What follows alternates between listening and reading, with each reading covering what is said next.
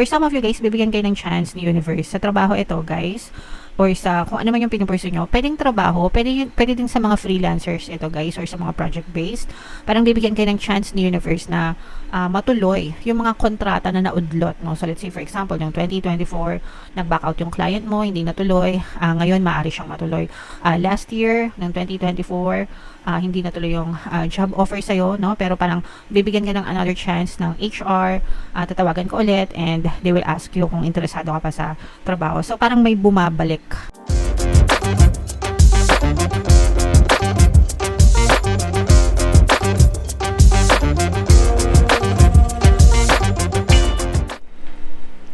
Hello guys, hello Gemini. Happy New Year, Happy 2025 sa inyong lahat mga kapiksi. Ang pamagat ng episode natin for tonight is New Moon Kapalaran para ngayon December to January para sa Gemini, Sun, Moon, Rising Sign, and Venus. Dalawa yung New Moon natin ngayong December guys. Yung isa, nung December 1, tapos yung ngayon naman is sa December 31 mga kapiksi. Tapos yung next na new moon ay sa January 29. So, ang reading na to guys ay para sa period na yan mga kapiksi. And ito yung moon message para sa inyo guys.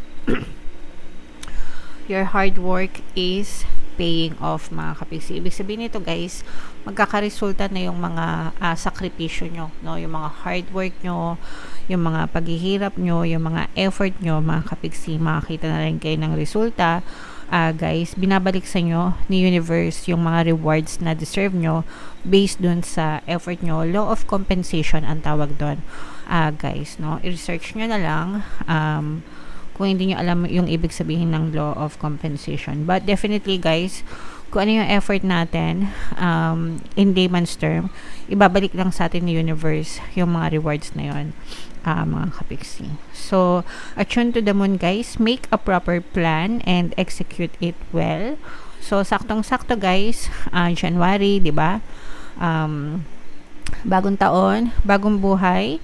Kung may mga bagong plano kayo or kung meron kayong gustong ma-achieve sa buhay nyo mga kapiksi, palagi kong ine-encourage ang bawat isa to make a plan sa buhay nyo. Mag-goal setting kayo mga kapiksi. Short-term goals and long-term goals. Let's say for example, yung short-term goals nyo, ano gusto nyo ma-achieve for the whole year, di ba?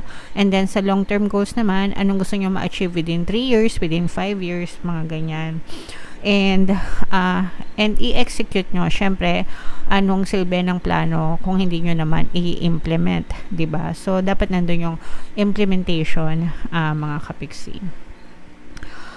Additional meanings for this card, you need to be more disciplined to reach your goal. Yung disiplina mga kapiksi, no, hindi lang yan sa disiplina yan sa tatlong bagay guys. Una, disiplina sa pagdadasal, your prayers and affirmations. Pangalawa, yung disiplina mo, yung hard work mo, yung effort mo. And then yung pangatlo, yung disiplina sa pagkakaroon ng positibong mental diet. Madalas kasi yung dalawa lang yung ginagawa, no? Positibo disiplina sa pagdadasal at saka disiplina sa hard work. Yung mental diet nakakalimutan guys, no? Disiplinado sila sa pagiging nega. Okay, so kapag ka ganun guys, parang kinakancel nyo lang, no, yung mga pinagdadasal nyo, kinakancel nyo lang yung sipag at tiyaga nyo. So wala ding saysay. Dapat tatlo yan palagi magkakasabay, hindi lang yung dalawa, dapat tatlo kasama yung positibong mental diet para ma-reach nyo yung goal nyo, yung desires nyo, ma-push out sa physical reality nyo. Okay, hard work will make your dreams a reality, but then again, yung hard work pangalawa lang siya, di ba? Isa lang siya sa mga component. Kailangan pa rin yung pagdadasal at saka yung positibong mental diet mga kapiksi. For some of you, a very good omen for study or teaching sa mga gustong magturo, sa mga gustong mag-aral. This is the best time para sa inyo kung gusto nyo simulan ngayong 2025. Don't be too controlling and avoid anyone who is controlling. Hindi naman natin makokontrol guys yung mga sitwasyon sa buhay natin.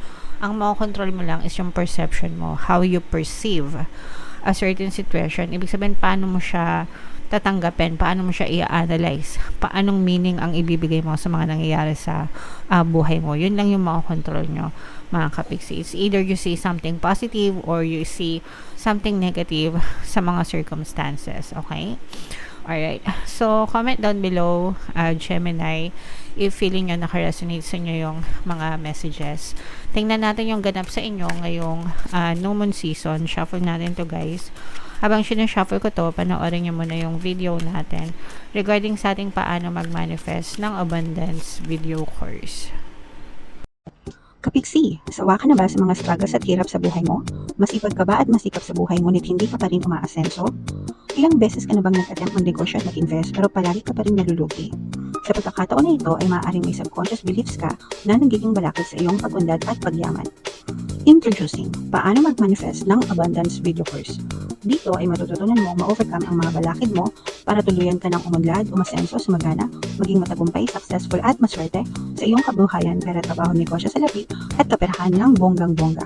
Dali, mag-send na ng email sa pinoypixie@gmail.com at simulan na ang iyong pagyaman ngayon. Alright, so sa lahat ng gusto mag-avail ng course, guys, yung promo natin ngayong December, una magbibigay tayo ng 15% discount. Pangalawa, magbibigay din tayo ng free 3-in-1 pampaswerte sa subliminal, sa pampaswerte sa buhay, sa pera at saka sa love life, mga kapiksi. Kaya i-avail nyo na. And meron din tayong bagong course, paano mawala ang third party at magkaroon ng harmonious na relationship para mawala yung mga kabit na mga jowa nyo, guys. 20% discount until December 30. Kaya i-avail nyo na, mga kapiksi. So, Gemini, guys, kayo ay na-represent ng King of Swords. Ito yung ating money, moon energy. Medyo may pagka-negative ito, guys. Meron dito presence ng fire sign, Aries, Leo, Sagittarius. For some of you, maaari may fire element kayo sa inyong natal chart or you may be dealing with another fire sign, mga kapiksi.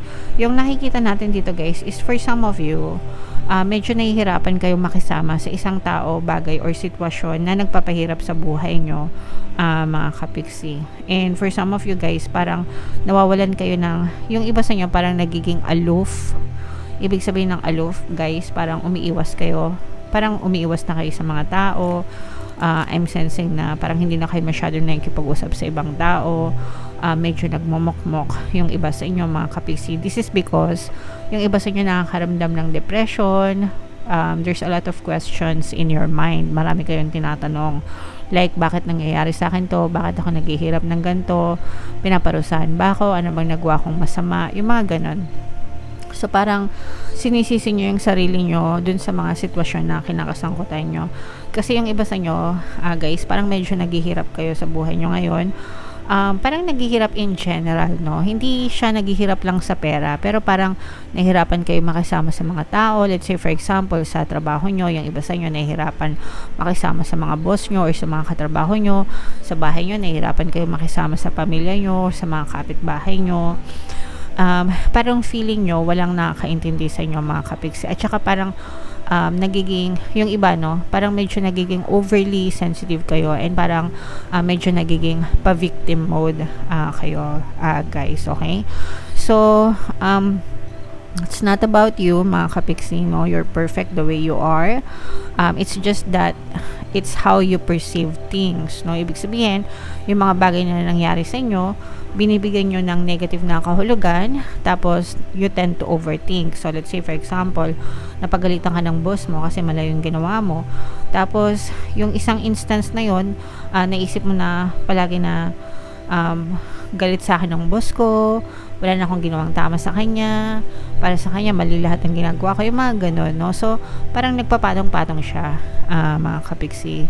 So, nandun na yung isang circumstance will lead to another kapag nag-i-spiral kayo. So, you have to stay on top of your thoughts, guys, kasi medyo lumalala yung sitwasyon nyo and parang feeling nyo wala nang makakatulong sa inyo, mga kapiksi. So, medyo may pagkanega yung iba sa inyo.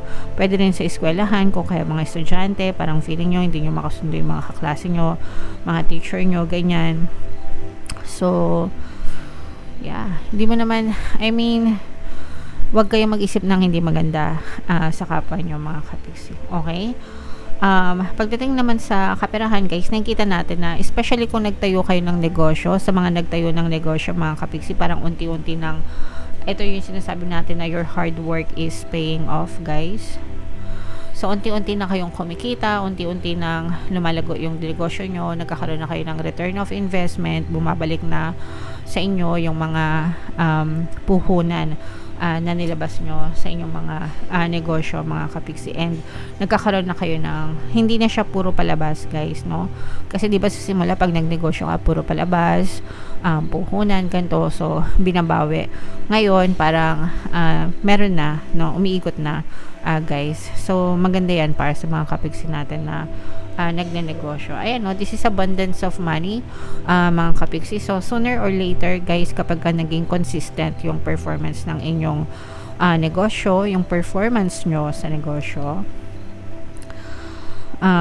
maaari ito magdala ng limpak-limpak na salapi sa inyo, mga kapiksi. For some of you guys, bibigyan kayo ng chance ni universe sa trabaho ito, guys, or sa kung ano man yung pinupurso nyo. Pwedeng trabaho, pwede din sa mga freelancers ito, guys, or sa mga project based. Parang bibigyan kayo ng chance ni universe na matuloy yung mga kontrata na naudlot, no? So let's say for example, ng 2024 nag-back out yung client mo, hindi natuloy, ngayon maaari siyang matuloy. Last year ng 2024 hindi natuloy yung job offer sa'yo, no? Pero parang bibigyan ka ng another chance ng HR, tatawagan ko ulit and they will ask you kung interesado ka pa sa trabaho. So parang may bumabalik, guys, no? May bumabalik na opportunity sa inyo na parang bibigyan kayo ng chance para matuloy or i-push itong mga trabaho na to or pagkakakitaan, mga kapiksi. So again, guys, this is a very very nice opportunity. Kung gusto nyo, no, ituloy nyo. Kung ayaw nyo, naka-move on na kayo, okay lang din, mga kapiksi. Pero ito, guys, i-mind nyo na to, second chance sa trabaho, second chance sa transaction, mga offer, magagandang bid, at saka itong abundance of money, mga kapiksi. Kasi ito, nararamdaman ko to sa mga negosyante, no, na parang magtutuloy-tuloy yung mga magagandang kita sa trabaho, guys. Kaya i-mind nyo na yan, guys, sa comment section. Okay? So, comment down below, Gemini, if feeling nyo naka-resonate kayo dyan, i-mind nyo na. Yung mga magaganda, i-mind nyo na sa comment section. Happy 2025 sa inyong lahat, guys. Ito yung ating 2025 kapalaran. Ito naman yung ating success stories ng paano mag-manifest ng abundance video course. Click here to subscribe, guys. Ito yung ating mga pampaswerte subliminals. Thank you for liking, sharing, and subscribing, and see you again next time. I love you all, mga kapiksi. Have a nice day. Bye-bye.